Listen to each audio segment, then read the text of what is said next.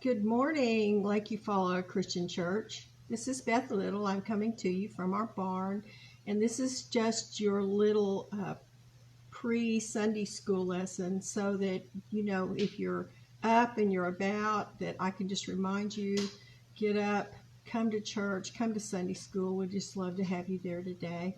Before I get into the lesson today, I want to ask some special prayers for some people that are just awesome. First of all, I want to ask you to pray for Donna.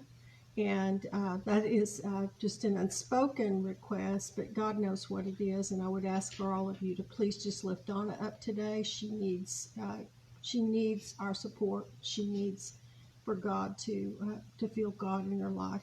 Okay, again, let's think about Ramona. And I just want to remind you that Ramona has these little bracelets. This is for all kinds of cancer. There's a little bracelet that's a little reminder to pray for people who have cancer. Ramona has those, and the proceeds will go to help her buy gasoline to drive to her treatments. So I'd greatly appreciate it if you would help support her in that. The church bought several, and we passed them out on Wednesday night. So I'm going to ask you too to pray for Jeremy.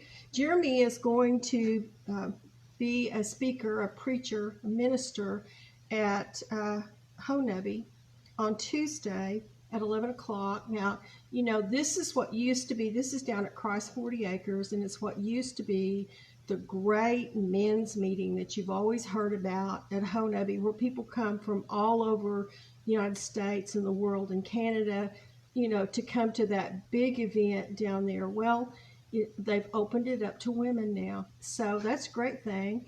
And I would love to go to it, but in fact, I'm having eye surgery, so I'm not going to get to go. But I sure hope somebody records it, because that will be a wonderful thing to see. Okay, so if you would just remember Jeremy and his family, and travel mercies, and just remember how to pray for him so that he is able to encourage and to speak the words that would make Christ proud. And so I ask those things, please, this morning. Okay, let's get back into the lesson. Now, we were on chapter 17, and we're going to finish chapter 17 up today in class. Hopefully we will here. But if you recall, we had just talked about faith. And we talked about, Jesus had said, if you have faith the size of a mustard seed. Now, I've got on my little mustard seed necklace. If you've got faith the size of a mustard seed, then you can move mountains. And so that's how we ended last week. And, they'd come down off the mountain where Jesus had been transfigured. So this is all fitting together. And we're coming into the last days of Jesus as he walked the earth. So now they're leaving the area of Caesarea Philippi, where Jesus had been on the outskirts of an area where the Jews were. Now he's over in Gentile area, and he needed to go over there so that he could teach his disciples, because he knows his time is drawing near, and he really wants them to understand who he is and what he came for, and the way that he's going to go about bringing the kingdom of God to the earth. And it's not going to be by bringing a great army and warring against other nations. It's going to be different, and it's really hard for the disciples to get that. So here we are. We are going to start now in verse 22, and this is where, once again, Jesus is going to predict his own death. Now remember that he did that over in Matthew 16, 20 through 23, and that's when he said, I'm going to die, terrible things are going to happen to me, but in fact, that's when Peter said, oh no, Lord, heaven forbid, that's not going to happen to you. And so and that's when he rebuked Peter, and he said, get behind me, Peter, get behind me, Satan. Okay, now here we are. We're in verse 22. This is chapter 17. And this is where Jesus said, after they've gathered again in Galilee. So they've gone from Caesarea Philippi down to the area of Galilee. And this is where Jesus told them again, the Son of Man is going to be betrayed into the hands of the enemies. He will be killed, but on the third day he will rise from the dead. And the disciples were filled with great grief. You know, and there's a lesson for us in this. And the lesson is, you know, we can have grief when we lose people because we know we're not going to see them again for a while. But you know, guys, when we lose someone and they're a Christian, we know we're going to see them again.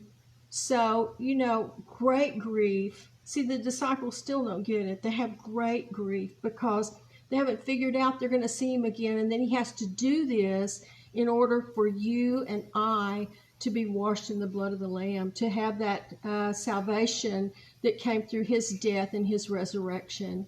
And so they're filled with great grief. Just remember that as hard as it is to lose people on this earth, that the great grief should be if they're not Christian, if they do not believe. If they don't believe, yes, we should have great grief. And if they do believe, then guys, yes, we grieve, but we're going to see them again someday. What a beautiful thought. Okay, now this is kind of an odd little story to be put here in Matthew. Now I want you to remember that Matthew was the tax collector, but Matthew collected taxes for the Roman government. So he was considered a traitor to the Jews because he's the guy that's sitting around in his little tax booth, and when the Jews go by, he's reminding them they haven't paid their taxes yet. Well, you know, he was hated. But still, Jesus called him to be one of his disciples. Now, this story that Matthew puts in next is an odd little story, and it's kind of got some different meanings. But, you know, you kind of look at it, and what I want to say to you is whether you take it literally or you don't take it literally, there's a message in it for all of us. And so this is verse 24, and it says, on their arrival in Capernaum, the collectors of the temple tax came to Peter and asked him, doesn't your teacher pay the temple tax? Now, I want to tell you that this is a tax that was put in back in the Old Testament during Moses' time, and it was a tax that was put in for young men over 20 years old that would be warriors and someone that would go to fight for Israel. And so this tax that they were paying was one that was expected. Just it's kind of like, go ahead and pay your tax, and then you'll be covered if anything happens to you. Now, that's kind of an odd thing, but they're still doing it. And the reason they're still doing it is because it helps support the temple, and there's lots of expenses in the temple that have to be paid. And so they're still asking people to pay this tax. So when this person approached Peter and said, now just remember, this is kind of like one of those statements, kind of like, are you still beating your wife? This is one that said, doesn't your teacher pay the temple tax? And Peter says, yes, he does. Now, do we know whether or not Peter knew whether Jesus had paid the temple tax or not? Well, we don't know that, but my guess is Peter probably doesn't know. He's just saying, yes, he does. And then he went into the house. But before he had a chance to speak, this is in verse 25, Jesus asked him, what do you think, Peter? Do kings tax their own people or the people they have conquered? In other words, you know, when a king goes in and his men take over a land, he taxes those people that he's taken over. We saw that, evidence of that in the Old Testament. We saw it even against the Jewish people after, you know, they had been conquered by other nations. But he's asking, he says, you know, do kings charge their own people, their own household, a tax? Or do they get it from other people? And so Peter answers, They tax the people they have conquered. And Jesus says, well, then the citizens are free. What is he talking about? In verse 27, however, we don't want to offend them. So go down to the lake and throw in a line and open the mouth of the first fish you catch, and you will find a large silver coin. Take it and pay for both of us. Okay?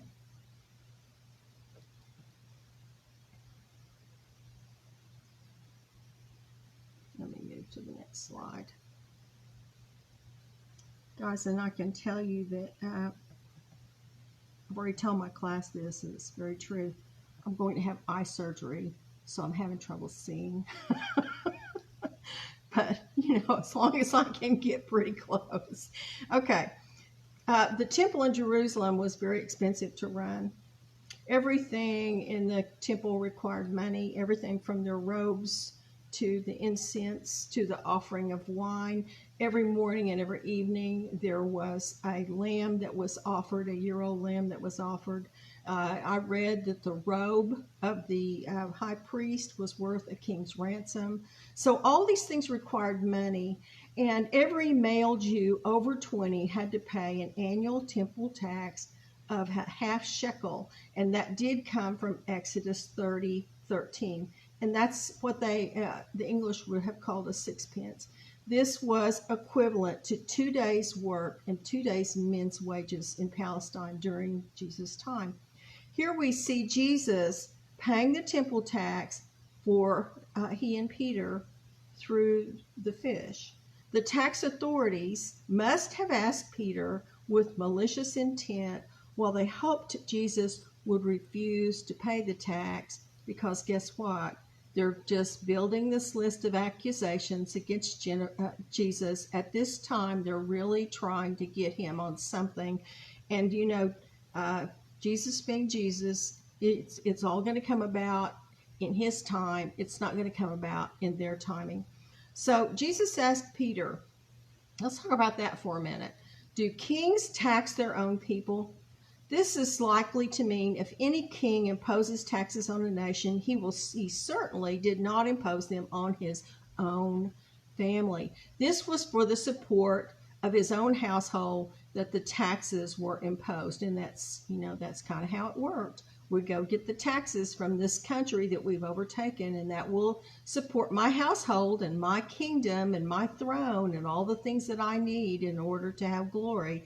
Okay, the tax in question was for the temple tax. This was not the Roman tax like we talked about that Matthew would have been collecting. But think about it. The temple was the house of God. Now, Jesus is the Son of God.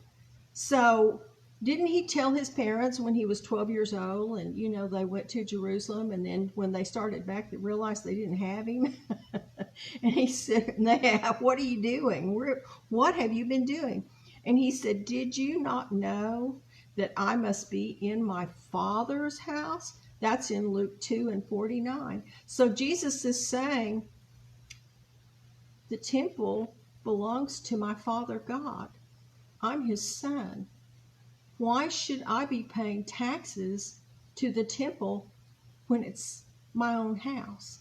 It belongs to the family of God. And that's why he said the citizens are free, because these citizens of the temple should not be paying taxes on their own house. You see what it's trying to say? So how could the son be under any obligation to pay tax which was in his own Father's house?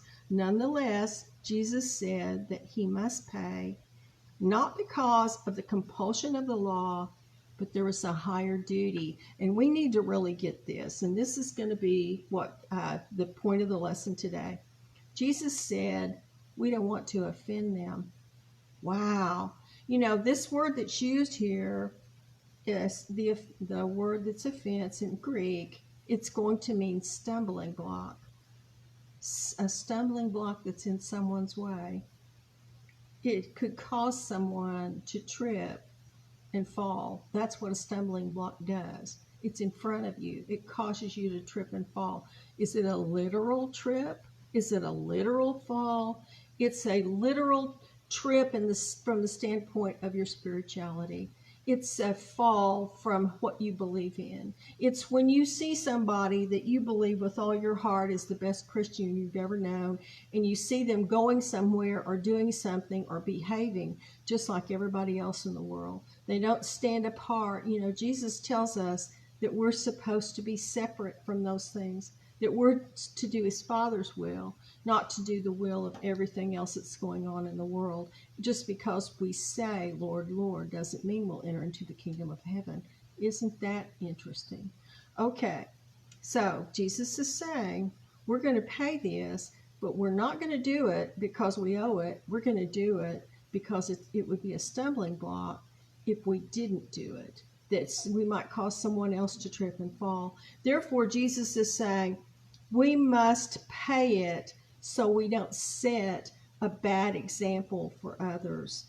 Jesus is setting an example to show that Christianity and good citizenship go hand in hand. Some may wonder why this story was used in Matthew at all. Matthew's gospel was written AD 80 or 90. It was written between AD 80 and 90. This is after the temple was destroyed in AD 70, and it was never rebuilt. So there is no temple. You see what I'm saying? But this was added into Matthew's gospel for a reason. Even though there's no temple when he adds it in there, it's already been destroyed. However, Rome passed an act decreeing that the half-shekel temple tax should now be paid to the treasury of the temple of Jupiter. Whoa! This could have been the basis for another revolution.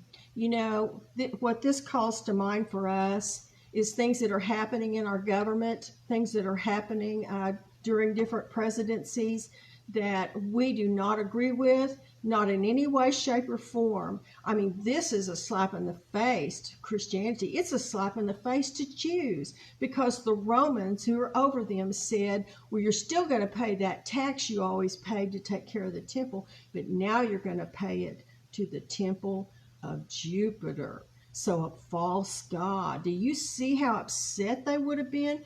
This story was likely, guys, it was likely put in the gospel to tell the Christians, especially the Jewish Christians, because these are the ones that the temple would have meant so much to. It's to tell them that even the unpleasant duties must be shouldered in this world, and that Christians must not fail as good citizens, or they will fail as Christians too. Okay, guys, let's, on that note, I need to stop right there and get up to the church. I just pray that you will remember those people that need our prayers today, and that as soon as I finish, that, you know, if you don't mind, if you would go to God in prayer for them. And I thank you for being with me today, and I appreciate the fact you allowed me to remind you that, you know, when we do things and we're not a stumbling block and we try to be a good citizen, that we're also being a Christian example.